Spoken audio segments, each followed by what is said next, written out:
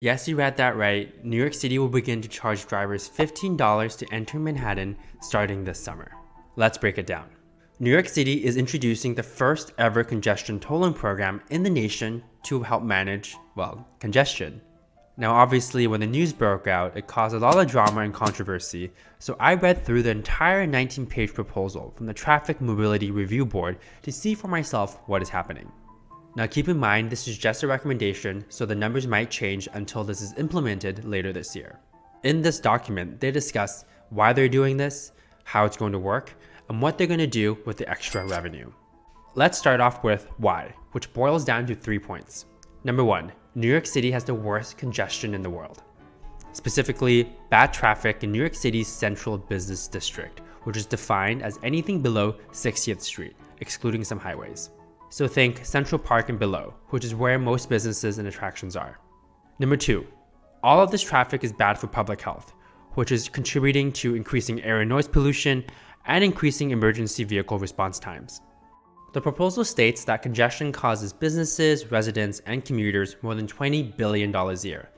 And while it's kind of unclear how that number was measured, bad traffic is definitely bad for the overall quality of life in New York.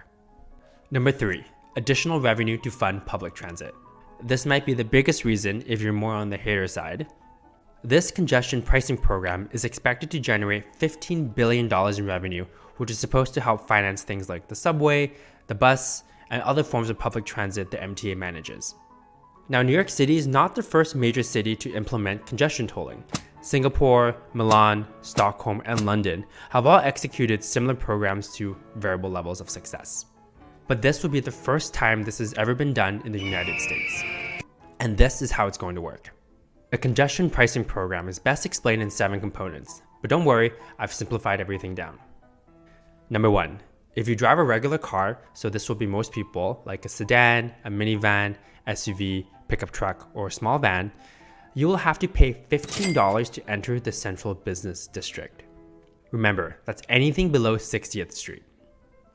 But you only have to pay when you enter the zone.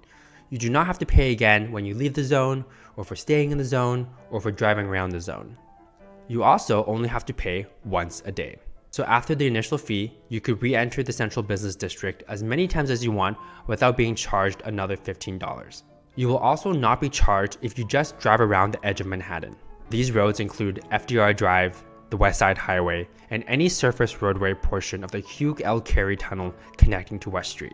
Number 2, time periods. The $15 toll price will take effect from 5 a.m. to 9 p.m. on weekdays and 9 a.m. to 9 p.m. on weekends. The government calculated these times from these traffic stats. Every weekday, 900,000 people and vehicles enter the Central Business District. Starting as early as 5 a.m., the number of vehicles in the zone grows pretty rapidly until midday, and then starts declining significantly around 9 p.m. Outside of these congested hours, there will still be a toll, but it will drop 75% to only $3.75. So if you're going to cross over at midnight, you'll only have to pay $3.75 instead of the $15. Number 3, trucks. Small trucks will pay a toll of $24, and large trucks will pay a toll of $36. A small truck is defined as moving vans or box trucks, such as grocery or package delivery trucks like an Amazon Prime truck. An example of a large truck they gave would be like a tractor unit pulling 1 or more trailers. The reason why trucks are charged more is pretty obvious. Even though they make up only 4% of the vehicles in traffic, they have an outsized impact on congestion from their large size, turning radii, parking patterns, and noise and air pollution. According to the proposal, this increased rate of $24 and $36 is actually pretty reasonable, given the fact that the average toll price for trucks is usually 8 times higher than regular cars. And here it's only 1.6 to 2.4 times higher than the $15 rate. Number 4, buses. Transit and commuter buses are exempted from the commuter toll, whether they are owned by a private company or operated by the government. I think this is pretty fair. I mean, it doesn't really make any sense to charge a public bus a fee to move people around when it's already funded by taxpayer dollars. However, not all buses are exempt, and that includes intercity buses and tour buses. If you don't know what an intercity bus was, because I didn't, it's basically a Greyhound, so any long distance bus that takes you from city to city. Intercity buses will have to pay a toll of $24, and tour buses will have to pay a toll of $36. Number 5, taxis and ride shares. Uber and Lyft. It would be kind of crazy to charge Ubers and taxi drivers $15 just to pick up a passenger inside the central business district, especially since a lot of drivers entered Manhattan without a passenger in the first place. And there's a lot more variables too. First of all, who should pay the fare, the driver or the passenger? Second of all, since the $15 toll is only once per day, does the first passenger of that day take the hit and absorb the cost? Obviously, there were a lot of questions, so the government took all of these concerns and came up with the current solution. $125 for taxis and $250 for app-based rides. This toll will be charged for every ride entering the central business district.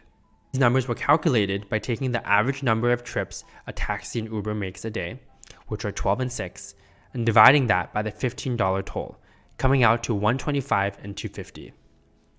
From the proposal, and more realistically, this fee will probably be passed directly onto the passenger.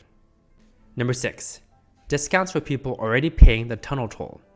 If you are already driving to Manhattan through a tunnel toll, like the Lincoln and Holland tunnels from New Jersey, you will get $5 off against the $15 toll. Motorcycles get a $250 credit, small trucks and intercity buses get a $12 credit, and large trucks and tour buses get a $20 credit. And this discount doesn't apply outside of peak hours, meaning if you're driving at 10 p.m. and the toll is $3.75, 75% cheaper than the $15 already, you will not get any discounts. Number 7, other discounts and exemptions. In the proposal, they emphasize that they kept exemptions and discounts to a minimum. This is because the government is afraid of a slippery slope. Each special case that is granted to some will inevitably lead to others who assert their claims are equally worthy. So the one exemption that is being allowed is for specialized government vehicles, so like public transit buses, garbage trucks, street sweepers, and snow removal trucks. As for the 2 discounts, the first is for low-income drivers. If you make less than $50,000 a year, you will be eligible for 50% off the toll price, but that's only after the first 10 rides. So what this means is that if you're a low-income driver and you drive to Manhattan less than 10 times a month, then you will not be able to take advantage of this discount because you have driven less than 10 trips. The second discount is for motorcycles, which is also 50% off since they're basically 50% smaller than actual cars and take up less space and congestion. So that's all 7 components, and that basically covers the entire congestion tolling policy. Thanks for sticking with me all this way. I know that was a lot, but hopefully you have a better understanding of how this new policy will work. So that leaves the last question. What will the government do with all this extra money? The new congestion tolling program is expected to generate at least $1 billion a year, which will help the MTA finance $15 billion in bonds. These funds will be used to, number 1, make more stations ADA accessible, so things like adding elevators to subway stops. Number 2, buying hundreds of all-electric buses, subways, and rail cars. Number 3, make the current transit infrastructure more resilient to flooding and other severe weather events.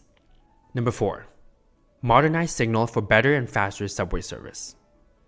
Number 5, expand the current transit system, so maybe new subway lines or new bus routes. And number 6, fix and replace the current infrastructure, since a lot of New York City subways was built like 100 years ago. So what do you think of this proposal? The MTA board voted overwhelmingly in favor for this change. I mean, that's no surprise. And Governor Kathy Hochul is also in favor, saying congestion pricing, it means cleaner air, better transit, and less gridlock on New York City streets. And today's vote by the MTA board is a critical step forward. Of course, a lot of people are also unhappy with this decision, especially people from Long Island and New Jersey. The state senator from Long Island, Steve Rhodes, calls the plan highway robbery and says that this isn't about cleaner air and this isn't about less traffic. This is about nothing more than money. Money that is being thrown into the black hole that is the MTA.